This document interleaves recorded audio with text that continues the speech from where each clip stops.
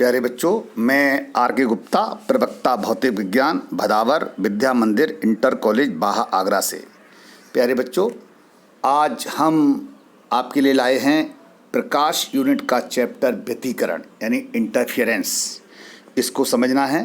इस चैप्टर के हमने 2 वीडियो बनाए हैं। तो सबसे पहले यह पार्ट 1 वीडियो जिसमें पेज नंबर 1 से लेकर 4 तक का जिक्र किया जाएगा, एक्सप्लेन किया जाएगा।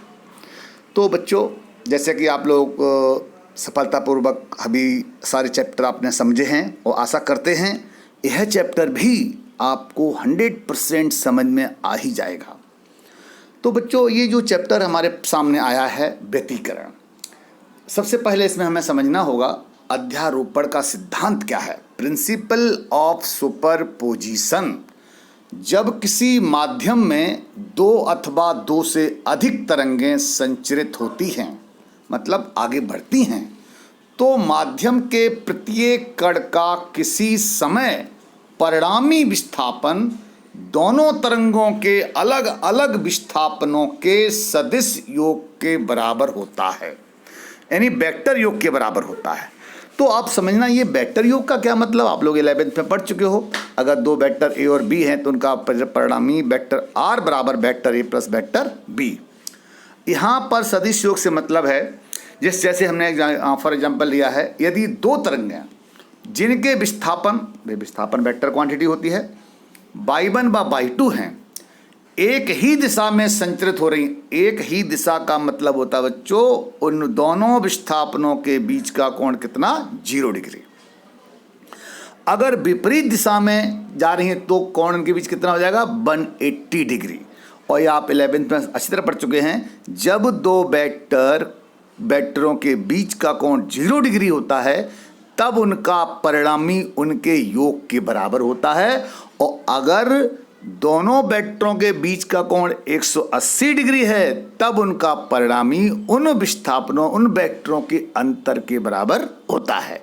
चूंकि प्रस्तुत टॉपिक में दोनों तरंगें एक ही दिशा में जा रही हैं, इसका मतलब एंगल बिटवीन देम 0 डिग्री।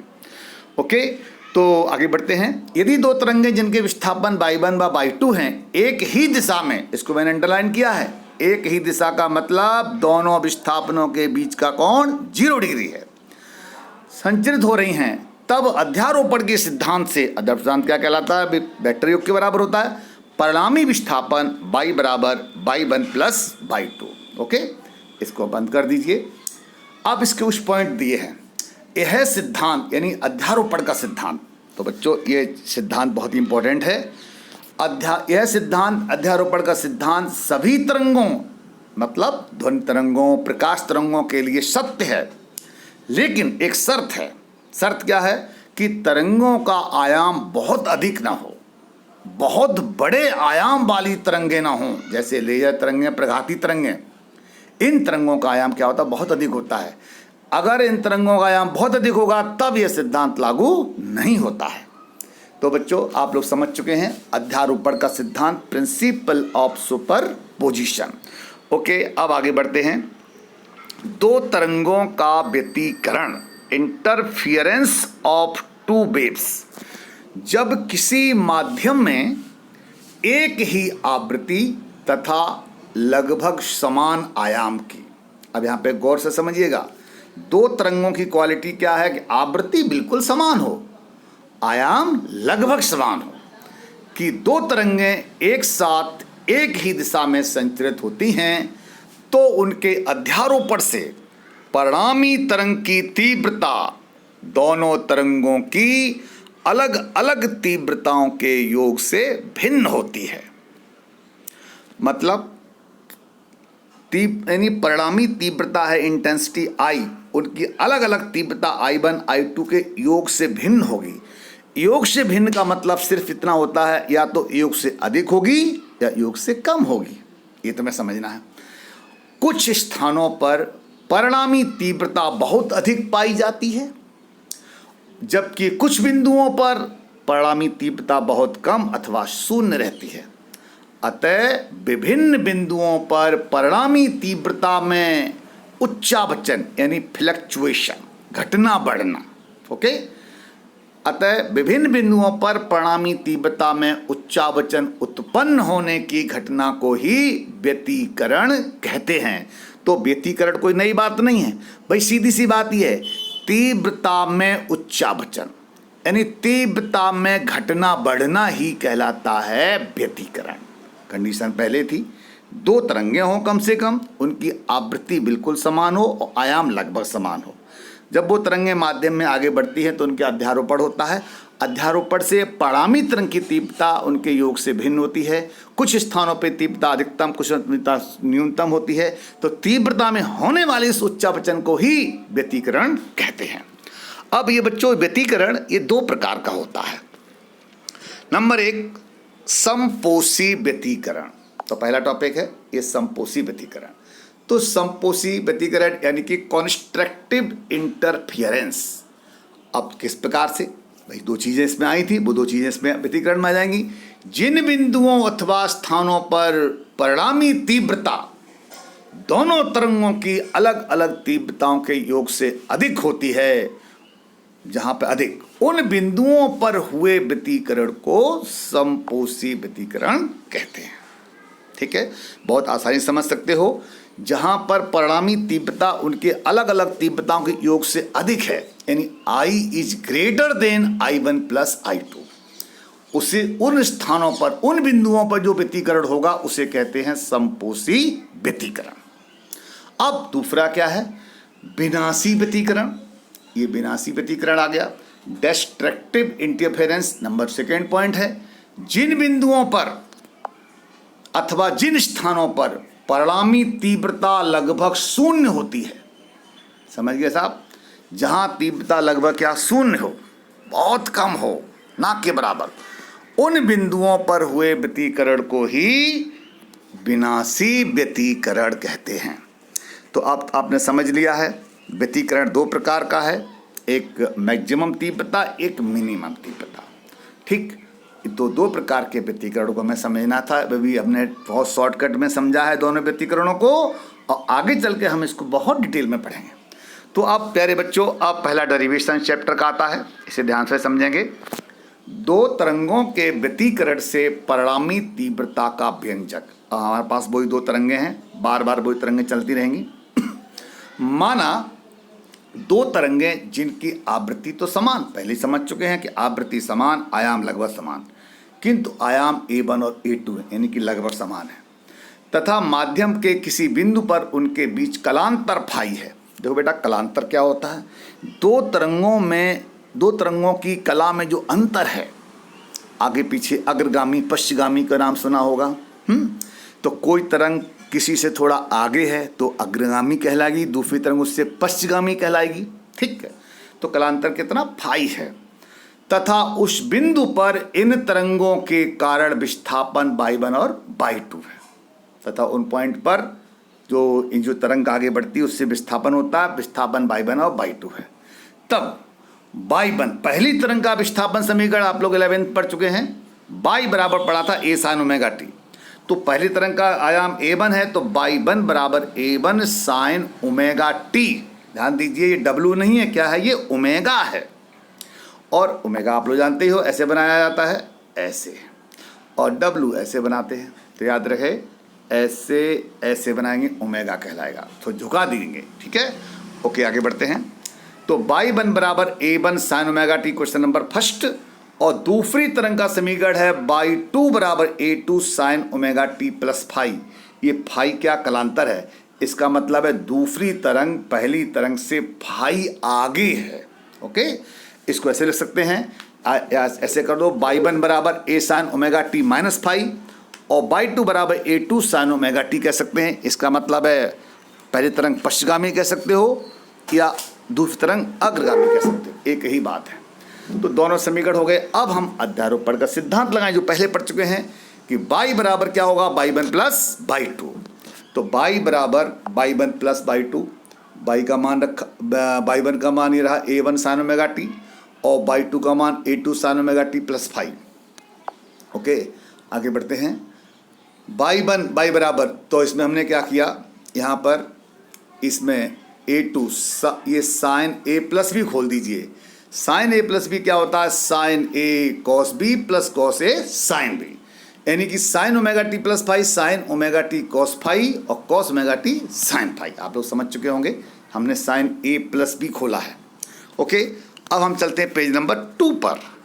तो यहाँ बच्चों देखें, बाई बराबर, इसको ध्यान से समझेंगे, बाई बराबर A1 साइन ओमेगा टी। अब हमने क्या किया, A2 के अंदर गुणा कर दिया, A2 sine omega T cos phi, A2 cos omega T sine phi. ठीक, A2 को मल्टीप्लाई कर दिया, कुछ नहीं किया है। अब क्या करना है बेटा, इसमें इतने पोर्शन को गौर से देखें, इसमें क्या कॉमन दिख रहा है कि साहब साइन ओमेगा टी कॉमन दिख रहा है, बिल्कुल ठीक। तो हमने साइन ओमेगा टी को उसमें से क्या किया, कॉमन ले लिया, बाहर ले लिया। तो बचा क्या, इसमें बच गया A1 और इसमें बच गया A2 कॉस फाई, तो लिख दिया ब्रैकेट में। ठीक, तो अब यहाँ पे आप समझ चुके हो इसको, यहाँ तक क्लियर। और इधर ये पोर्शन, इसमें कुछ भी कॉमन नहीं है, तो इसमें क्या किया, कॉस ओमेगा टी को सिर्फ बाहर कर दिया, A2 साइन फाई लिख दिया। ये हमने समीकरण फर्स्ट माना, इसको फर्स्ट लिख दिया, ग्रीक लेटर रोमन लेटर में फाई फर्स्ट लिख दिया। अब हमने क्या किया है, माना है लेट इस A1 plus A2 cos phi को क्या मान लिया है, इसको R कॉस थीटा मान लिया बेटा। ठीक है, इसको हमने R कॉस थीटा मान लिया जरा, और A2 साइन फाई को मान लिया है R साइन थीटा। ठीक, ये दो टॉपिक मान लिया हमने। R और थीटा क्या कांस्टेंट, ध्यान दे, थीटा है, फाई नहीं है, ऊपर वाले में फाई था। तो अब इससे देखिए, अब इन दोनों जो हमने माना है, लेट किया है, इसको समीकरण नंबर फर्स्ट में रख दीजिएगा साहब।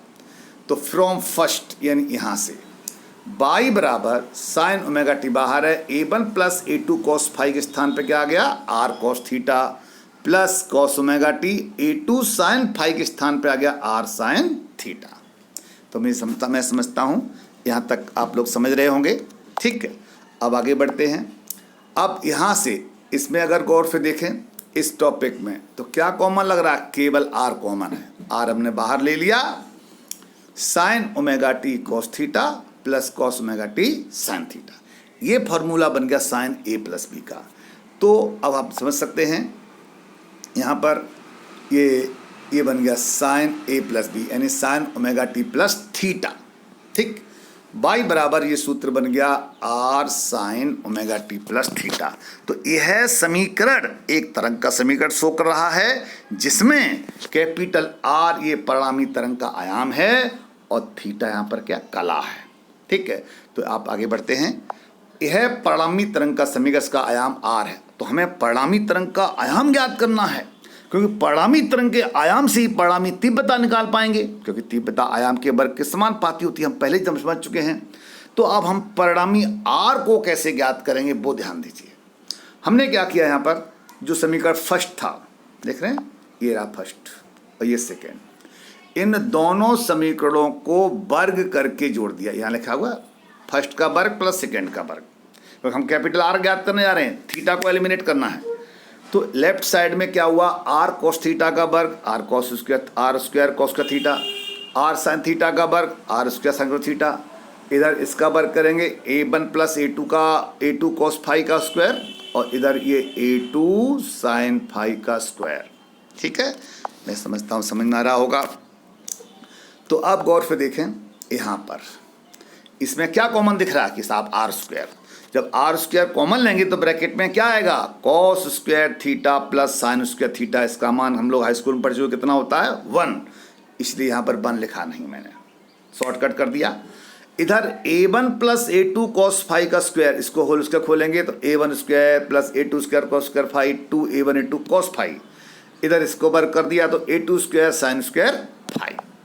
आप गौर से देखें साहब, तो A1 स्क्वायर आ गया और A2 cos square phi, A2 sine square phi. यहाँ समझे, A2 स्क्वायर को कॉमन ले लिया, क्या बचेगा, cos square phi plus sine square phi. तो हमने लिख दिया ब्रैकेट में, कितना लिखा है, 1, ये ब्रैकेट में 1 लिखा हुआ, plus 2A1 A2 cos phi. Okay, तो यहाँ तक सबके समझ में आ रहा है। तो आगे बढ़ते हैं। परिणामी तरंग का आयाम बना जा करके R स्क्वायर बराबर A1 square plus A2 square 2A1 A2 cos phi. ये बहुत इंपॉर्टेंट फॉर्मूला मिल गया है। परिणामी तरंग का हमने आयाम ज्ञात कर लिया। तो जब ये इससे न्यूमेरिकल क्वेश्चन काफ़ी होने, परिणामी तरंग का जब आयाम ज्ञात कर लिया तो उससे आवृत्ति भी ज्ञात हो जाएगी। तो हम पढ़ चुके हैं परिणामी तरंग की तीव्रता I प्रोपोर्शनल टू होता आर स्क्वायर। तो हटाएंगे प्रोपोर्शनल, कांस्टेंट के लगाया, I बराबर के आर स्क्वायर। ओके, अब यही से देंगे तो I बराबर दोनों तरफ हमने क्या किया है, हाँ के का गुणा कर दिया साहब। परिणामी तरंग का आयाम तीव्रता निकाले जा रहे हैं। I बराबर के बाहर ले लिया, A1 square A2 square 2A1 A2 cos phi. ठीक है, तो यहाँ पर ये देख रहे हैं यहाँ तक। ठीक है, तो के का मल्टीप्लाई किया, के A1 स्क्वायर के A2 स्क्वायर 2A1 A2 के cos फाई। I बराबर समीकरण नंबर 3 आ गया। यदि दोनों तरंगों की तीव्रताएं I1 I2 हों, जब हमने आयाम A1 A2 माने हैं तो उसके करस्पॉन्डिंग उनके संगत तीव्रता I1 और I2 हैं। तो I1 बराबर के A1 स्क्वायर, I2 बराबर के A2 स्क्वायर, और इनका वर्गमूल ले लें तो A1 A2 के बराबर अंडर रूट I1 I2। ये सारी बातों को समीकरण नंबर 3 में रखें, 3 में। तो क्या होगा, परिणामी तरंग की तीव्रता निकल के आ जाएगी। I बराबर देखिए भाई के A1 स्क्वायर क्या हो गया, इसके हिसाब से I1 के A2 स्क्वायर, इसके हिसाब से क्या हो जाएगा I2, और A1 A2 के इसके हिसाब से क्या हो जाएगा, 2 तो बाहर आ गया, under root I1 I2 cos phi. तो मैं समझता हूँ ये बिल्कुल समझ में आ गया। परिणामी तरंग की तीव्रता I बराबर I1 plus I2 plus 2 under root I1 I2 cos phi. अतः स्पष्ट है परिणामी तरंग की तीव्रता अथवा आयाम उस बिंदु पर मिलने वाली दोनों तरंगों के बीच कलांतर फाई पर निर्भर करता है। इसका मतलब उनके बीच में कितना कलांतर है, परिणामी तरंग का आयाम भी, परिणामी तरंग की तीव्रता भी, दोनों ही उन दोनों तरंगों के बीच कलांतर फाई पर डिपेंड करता है। ठीक है, अब हम लोग उसी संपोषी और विनाशी को मैथमेटिकल समझने का प्रयास करेंगे। देखो बेटा, हम लोग पढ़ चुके हैं संपोषी व्यतिकरण का मतलब होता है तीव्रता मैक्सिमम, और विनाशी का मतलब होता तीव्रता मिनिमम। अब चूंकि हम परिणामी तरंग की तीव्रता का सूत्र समझ चुके हैं, परिणामी तरंग की तीव्रता का फॉर्मूला हम लोग समझ चुके हैं, ये रहा यहाँ पर जो आप देख रहे हैं, ये परिणामी तरंग की तीव्रता सूत्र निकल आया, ये वाला। तो अब इस तीव्रता मैक्सिमम का मान कब होगा, cos फाई का अधिकतम मान हो। cos फाई का अधिकतम मान कितना होता है, +1। किसी बिंदु पर अधिकतम तीव्रता अथवा संपोषी व्यतिकरण के लिए cos फाई का मान कितना होना चाहिए, +1, अर्थात कलांतर पाई में समगुणज हो। समझोगा उसको, कलांतर पाई में समगुणज मतलब फाई बराबर 2m पाई, m बराबर 0 1 2 3, यानी 0 रखो तो cos फाई का मान 0 डिग्री, 1 रखेंगे तो 2 पाई, 4 पाई, 6 पाई, 8 पाई। तो जब कलांतर पाई में समगुणज होगा तथा पथांतर लैम्डा में पूर्ण गुणज होगा। अब ये पथांतर क्या है अभी चर्चा करने वाला हूं। अभी हमने कलांतर की बात की, पथांतर भी समझाएंगे डिटेल में। पथांतर डेल्टा x बराबर m लैम्डा, m बराबर 0 1 2 3, 0 लैम्डा, 0 1 लैम्डा, 2 लैम्डा, 3 लैम्डा पूर्ण गुणज हो। इस कंडीशन में परिणामी तीव्रता क्या होगी, मैक्सिमम, क्योंकि cos फाई का मान होता +1। जब cos फाई का मान +1 आएगा तो परिणामी तरंग की तीव्रता क्या होगी, मैक्सिमम होगी। तो समीकरण नंबर फिर आ जाइए, 4 से ही देखेंगे। फ्रॉम 4th I मैक्सिमम बराबर I1 plus I2 plus 2 under root I1 I2 cos phi का मान लो 0, cos 0 का मान कितना 1, cos 2 पाई का मान कितना 1, cos 4 का मान कितना 1, तो अंडर रूट I1 I2। तो इसका हो गया I maximum under root I1 plus I2 का क्या होल स्क्वायर। तो I मैक्सिमम का फार्मूला हो गया के A1 प्लस A2 का होल स्क्वायर, यहाँ से बना सकते हैं। और आयाम R मैक्सिमम कितना हो गया, A1 प्लस A2। तो यहाँ से हम दो बातें निकल के आया है, I मैक्सिमम की वैल्यू के A1 प्लस A2 का होल स्क्वायर, और R मैक्सिमम कितना उनके योग के बराबर। यानी संपोषी व्यतिकरण में परिणामी तरंग का आयाम क्या होगा, मैक्सिमम होगा, R maximum A1 plus A2। तो आप लोग समझिए एक बात को कि संपोषी व्यतिकरण सा आया ना, और सा का मतलब कलांतर पाई में समगुणज, याद रखें, समपोषी व्यतिकरण के लिए कलांतर पाई में समगुणज होना चाहिए। याद रहे। और विनाशी में भी बताने वाला हूँ। ठीक, अब बात करते हैं विनाशी व्यतिकरण की। तो विनाशी व्यतिकरण डिस्ट्रक्टिव इंटरफेरेंस किसी बिंदु पर न्यूनतम तीव्रता अर्थात विनाशी व्यतिकरण cos पाई का मान -1 हो, कम से कम कितना -1, अर्थात कलांतर पाई में विषम गुणज हो। हाँ, आगे पॉइंट, विनाशी व्यतिकरण के लिए विषम गुणज, बी से मतलब विषम, और समपोषी में सा है तो समगुणज। याद करने का ट्रिक दे रहा हूँ। तो विनाशी व्यतिकरण की विषम गुणज यानी फाई बराबर 2m-1 इंटू पाई, m बराबर 1 2 3, 1 रखेंगे 1 तो पाई होगा, 2 रखेंगे 3 पाई, 5 पाई, 7 पाई, इस तरह से लिखते आएंगे। जबकि पथांतर λ/2 में विषम गुणज होना चाहिए। तो यहाँ पर भी विषम गुणज है, याद रहे। तो विनाशी व्यतिकरण के दोनों ही विषम है भाई, कलांतर भी पाई में विषम गुणज, पथांतर λ/2 में विषम गुणज, यानी λ/2, 3 λ/2, 5 λ/2, 7 λ/2 इत्यादि होना चाहिए। इस कंडीशन पर इन बिंदुओं पर विनाशी व्यतिकरण होगा, यानी कि तीव्रता का मान क्या होगा, मिनिमम होगा। आगे बढ़ते हैं, पेज नंबर 3 पे पहुंचते बच्चों। तो अब वही समीकरण नंबर 4 से हम लोग चर्चा कर रहे हैं। समीकरण नंबर 4 फिर आ गया, आई मिनिमम, यानी विनाशी व्यतिकरण में तीव्रता क्या, मिनिमम I1 + I2 - 2√I1I2। यानी अगर हमें मिनिमम तीव्रता निकाली तो इस सूत्र को यूज कर सकते हैं। इसके अलावा √I1 डिफरेंस √I2, ध्यान रहे ये जो सिंबल है ये वाला, ये डिफरेंस कहलाता है। और डिफरेंस का मतलब होता है बड़े माइनस छोटा, बड़ी तीव्रता माइनस छोटी तीव्रता को डिफरेंस के वर्ड से यूज करेंगे। याद रहे, इस तरह यूज करना है, पहले नीचे फिर ऊपर, ठीक है। तो ये डिफरेंस कहलाता है। ओके, आगे बढ़ते हैं। तो यहाँ पर आपने देख लिया कि आई मिनिमम के A1 डिफरेंस A2 का होल स्क्वायर और न्यूनतम आयाम R minimum A1 difference A2। अगर A1 बड़ा है तो A1 - A2 और A2 बड़ा है तो A2 - A1 लिखना होगा। ये डिफरेंस का मतलब होता है। तो प्यारे बच्चों, आपने देख लिया है कि हमें परिणामी तरंग की तीव्रता की चर्चा कर ली हमने समपोषी व्यतिकरण में और विनाशी व्यतिकरण में। तो महत्वपूर्ण बात यह है कि समपोषी व्यतिकरण के लिए कलांतर पाई में समगुणज और पथांतर लैम्डा में पूर्ण गुणज होना चाहिए। विनाशी व्यतिकरण के लिए कलांतर पाई में विषम गुणज और पथांतर λ/2 में विषम गुणज होना चाहिए। इन दो बातों को आपको बड़ा ध्यान से समझना है न्यूमेरिकल पॉइंट से।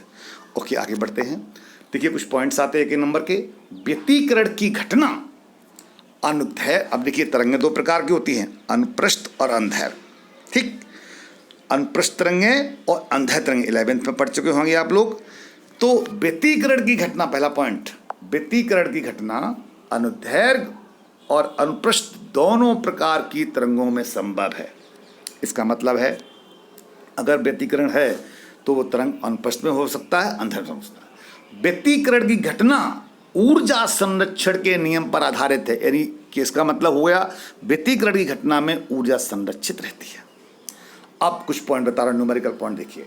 कलांतर ΔΦ और पथांतर ΔX में संबंध, ΔΦ बराबर 2 फॉर्मूले बड़े इंपॉर्टेंट है। ΔΦ बराबर 2π/λ इंटू ΔX। अभी आपको क्लियर किया था और यहाँ पे और क्लियर हो जाएगा। हमने कलांतर को बता दिया था, पथांतर कैसे निकला था वो यहाँ समझ सकते हैं। ΔΦ 2π, इसको याद रखना पड़ेगा, आपने 11th पढ़ चुके हैं। ΔΦ बराबर 2π/λ इंटू ΔX। ओके, आगे बढ़ें। तो समपोषी व्यतिकरण की चर्चा कर रहा हूँ। आपने पढ़ा था कलांतर ΔΦ पाई में समगुणज होना चाहिए और पथांतर लैम्डा में पूर्ण गुणज होना चाहिए।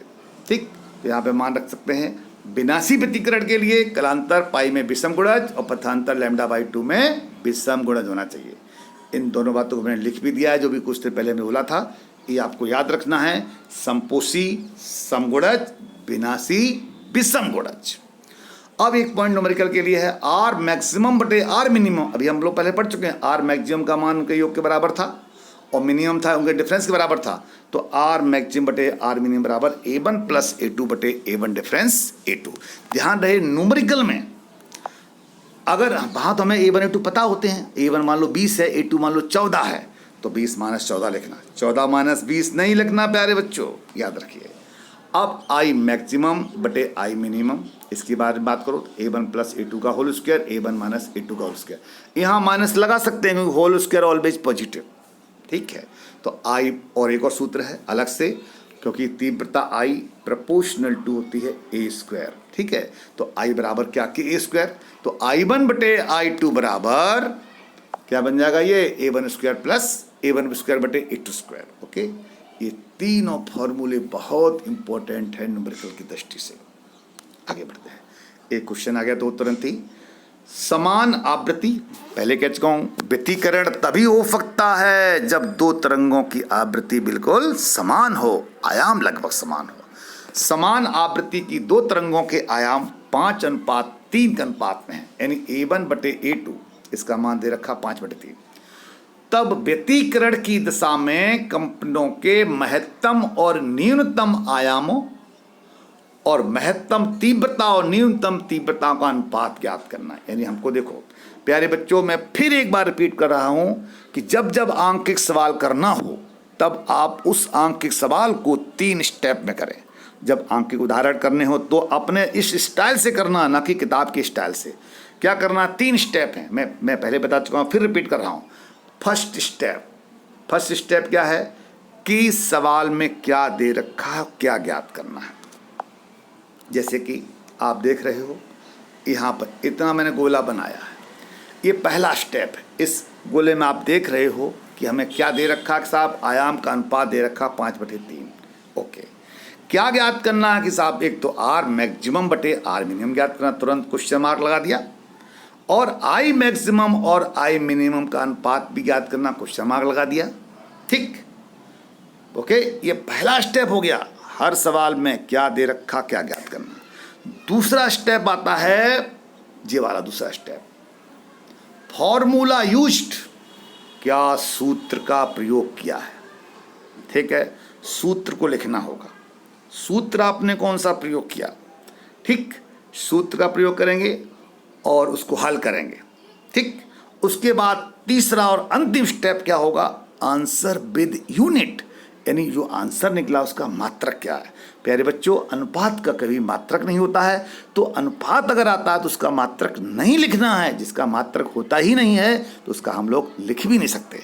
तो आगे बढ़ते हैं, जैसा कि सवाल में दे रखा है A1 बटे A2 बटे बराबर 5/3। यहाँ भी बड़ा गौर से समझना है, जब अनुपात दे रखा हो तो उनको सेपरेट करना हो तो A1 बराबर, ध्यान रहे कुछ बच्चे क्या करते हैं, A1 बराबर 5, दिस इज रॉन्ग, 5 नहीं, जब अनुपात दे रखा तो कोई ना कोई कांस्टेंट का गुणा करना पड़ेगा, ओके। A1 बराबर, लोग क्या करते हैं, A1 बराबर 5 A2 बराबर 3, उत्तर तो आ जाएगा लेकिन नंबर कितने मिलेंगे, 0।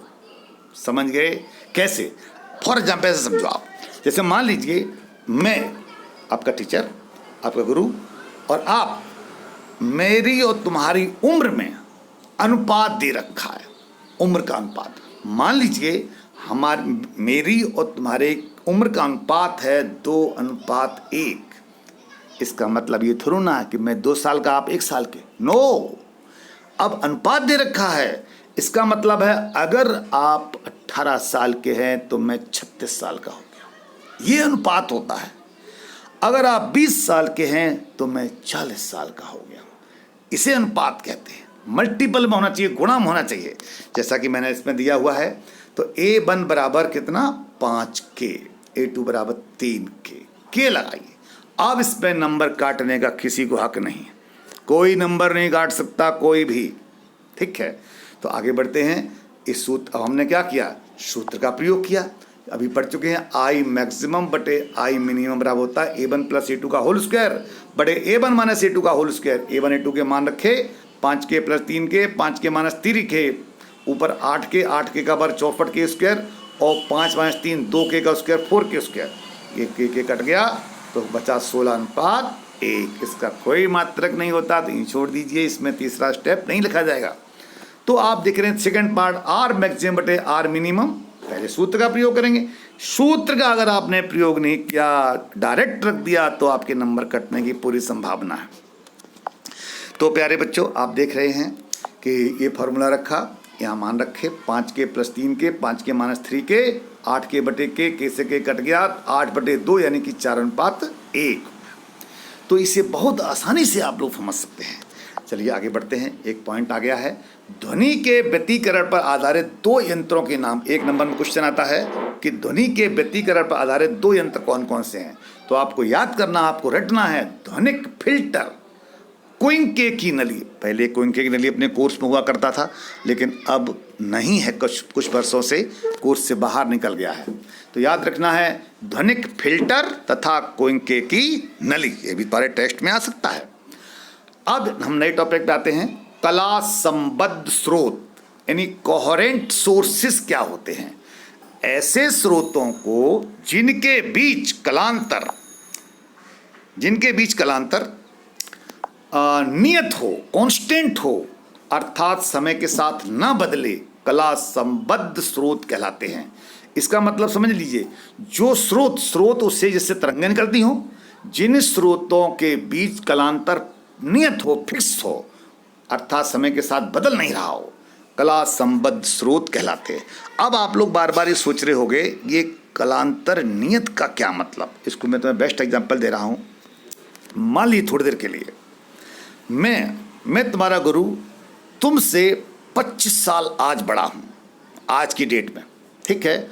आज की डेट में मैं तुमसे अगर 25 साल बड़ा हूं, तो 10 साल बाद भी अगर आप मेरे पास आते हो, तब भी मैं तुमसे उस डेट में भी 25 साल बड़ा हूँगा। इसका मतलब हमारी तुम्हारी जो उम्र में अंतर है, उम्रांतर है, वो कैसा है, नियत है। 10 साल बाद उम्र का अंतर बढ़ेगा नहीं और न घटेगा भी, तो इसे कहते हैं कलांतर नियत। आप समझ रहे हो। जैसे मान लो थोड़े एग्जाम्पल के लिए, और अगर मैं अपने पिताजी से 25 साल आज छोटा हूँ, तो 10 साल बाद भी मैं अपने पिताजी से 25 साल छोटा रहूँगा। ये नियत है, ये कांस्टेंट है, ये घटेगा नहीं और बढ़ेगा नहीं। तो प्यारे बच्चों, मैं समझता हूँ समझ में आ चुका होगा आपके।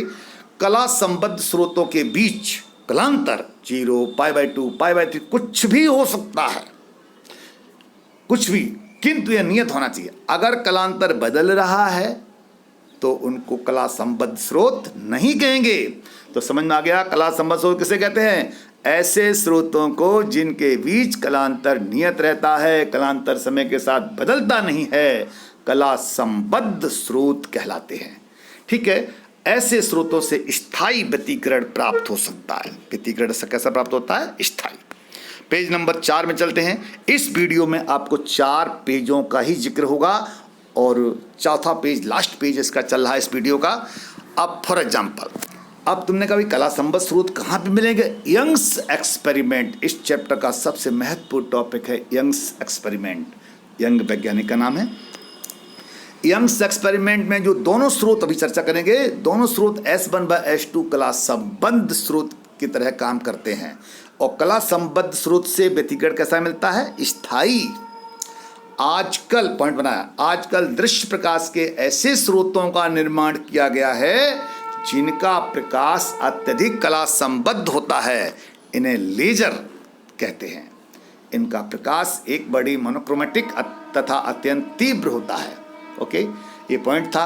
अब आता है प्रकाश के व्यतिकरण के लिए आवश्यक शर्तें, आवश्यक कंडीशंस क्या हैं प्रकाश के व्यतिकरण की। तो शर्तें हैं, 5 शर्तें इसमें बताई गई हैं। 2 शर्तें तो आपको पहले ही पता हो गई। पहला नंबर 1, प्रकाश के दोनों स्रोत से निकलने वाली तरंगों का कलांतर स्थिर रहना चाहिए, यानी उनके बीच में जितना कलांतर वो फिक्स रहे, न घटे न बढ़े। अर्थात दोनों प्रकाश स्रोत कैसे हों, कला संबद्ध हों। पहली कंडीशन कि साहब दोनों स्रोत कला संबद्ध होने चाहिए। नंबर 2, दोनों तरंगों की आवृत्तियां अथवा तरंग दैर्घ्य बराबर होनी चाहिए, समान आवृत्ति। पहले से वर्ड बोल रहा हूं व्यतिकरण के लिए। तीसरा पॉइंट, दोनों तरंगों के आयाम लगभग बराबर होने चाहिए, लगभग बराबर। ठीक है, बराबर अथवा लगभग बराबर ही होने चाहिए। एक्चुअली करेक्ट आंसर है लगभग बराबर। ये नंबर 4, दोनों प्रकाश स्रोत एक दूसरे से अति निकट होने चाहिए। दोनों स्रोत जो S1/S2 बनेंगे अति निकट होने चाहिए। नंबर लास्ट है, दोनों प्रकाश स्रोत अत्यंत संकीर्ण, मतलब बहुत छोटे होने चाहिए, बारीक होने चाहिए, सक्रिय होने चाहिए, अत्यंत सक्रिय होने चाहिए। तो ये 5 शर्तें आपको याद रखनी पड़ेंगी प्रकाश के व्यतिकरण के लिए आवश्यक शर्तें। तो प्यारे बच्चों अब हम आगे बढ़ते हैं। व्यतिकरण प्रतिरूप इंटरफियरेंस पैटर्न क्या होता है? यंग के प्रयोग में अभी हम थोड़ा बता रहे हैं, आपको डिटेल में प्रयोग में समझाएंगे। यंग्स एक्सपेरिमेंट में जब रेखा छिद्र S पर एक बर्डी प्रकाश, एक बर्डी का मतलब बता दूं, एक बर्डी, तो एक बर्डी का मतलब एक कलर उसमें हो। बहुबड़ी में 7 रंग होते हैं, जैसे सूर्य के प्रकाश में 7 रंग होते हैं, वो बहुबड़ी प्रकाश होता है, और एक बड़ी में केवल एक कलर होगा। डालते हैं तो पर्दे पर समान चौड़ाई की दीप्त तथा अदीप्त पट्टियां एकांतर क्रम में दिखाई देती हैं। ठीक है, दीप्त माने चमकीली, अदीप्त माने काली। पट्टियां एकांतर क्रम में, क्रम से काली चमकीली, काली चमकीली। इन पट्टियों को फ्रिंज कहते हैं। नया शब्द आया बेटा, जो पट्टियां हमें प्राप्त होंगी उनको क्या कहते हैं? फ्रिंज कहते हैं। समान चौड़ाई की, यहाँ कीवर्ड छूट गया है, समान चौड़ाई की फ्रिंजों का यह समूह व्यतिकरण प्रतिरूप कहलाता है। ठीक है, तो ये व्यतिकरण प्रतिरूप क्या, इंटरफेरेंस पैटर्न क्या है वो समझिए। जब तो पर्दे पर समान चौड़ाई की, जब समान चौड़ाई की दीप्त तो अदीप्त पट्टियां दिखाई पड़े एकांतर क्रम से इन पट्टियों को फ्रिंज कहते हैं। समान चौड़ाई की फ्रिंजों का यह समूह व्यतिकरण प्रतिरूप कहलाता है। ओके, आगे बढ़ते हैं। फ्रिंजों के बनने की तरंग सिद्धांत द्वारा व्याख्या। तो बच्चों आप समझिए, यही है यंग्स एक्सपेरिमेंट। ये सोर्स है, एक बड़ी प्रकाश स्रोत है ये, और ये जो यहाँ जो दिख रहा है ना S1 S2, ये 2 छिद्र हैं, और ये क्या है? पर्दा है। इस पर्दे पर हमें बैंड प्राप्त होंगे। तो चित्र समझिए, रेखा छिद्र S से एक तरंगाग्र चलता है। जब यह तरंगाग्र पर्दा CD पर पहुंचता है तब छिद्र S1 S2 एक नए प्रकाश स्रोत का कार्य करने लगते हैं, जिससे इन स्रोतों से द्वितीयक तरंगिकाएं निकलने लगती हैं। पहले पढ़ चुके आप प्रकाशिकी में, तरंग प्रकाशिकी में, आगे सिद्धांत में, जो पर्दा E और F के बीच एक दूसरे से मिलती हैं। ठीक, E और F जरा यहाँ पर, ठीक है, मिलती हैं। E और F के जिन स्थानों पर ये दो तरंगाएं एक कला में मिलती हैं, आप जो पहले समझिए, S1 S2 से चलने वाली तरंगिकाएं जब पर्दा EF पर एक समान कला में मिलेगी तो वहां कहलाएगा संपोषी व्यतिकरण। और संपोषी व्यतिकरण में पट्टिका कैसे बनेगी? ब्राइट, चमकीली बनती है। और जब विपरीत कला में मिलेंगी तो वहां बनेगा विनाशी व्यतिकरण, और विनाशी व्यतिकरण पट्टिका कैसे बनेगी? काली। इसको कहते हैं डार्क, यानी अदीप्त कहते हैं। तो आगे बढ़ते हैं। एक कला मिलती हैं, उस समय उस स्थान पर प्रकाश की तीव्रता अधिकतम होती है, और जिन स्थानों पर तरंग का विपरीत कला मिलती है उस स्थान प्रकाश की तीव्रता शून्य होती है। अतः पर्दे EF पर दीप्त और अदीप्त पट्टियां एकांतर क्रम में दिखाई देती हैं, जिससे पर्दे पर व्यतिकरण प्रतिरूप प्राप्त हो जाता है।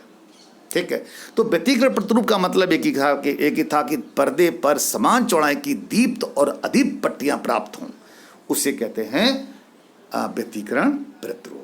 तो प्यारे बच्चों एक बात और समझ लीजिए, जो आप देख रहे हैं सेंटर केंद्र पे हमेशा ब्राइट फ्रिंज होगी, चमकीली फ्रिंज होगी, दीप्त बैंड होगा।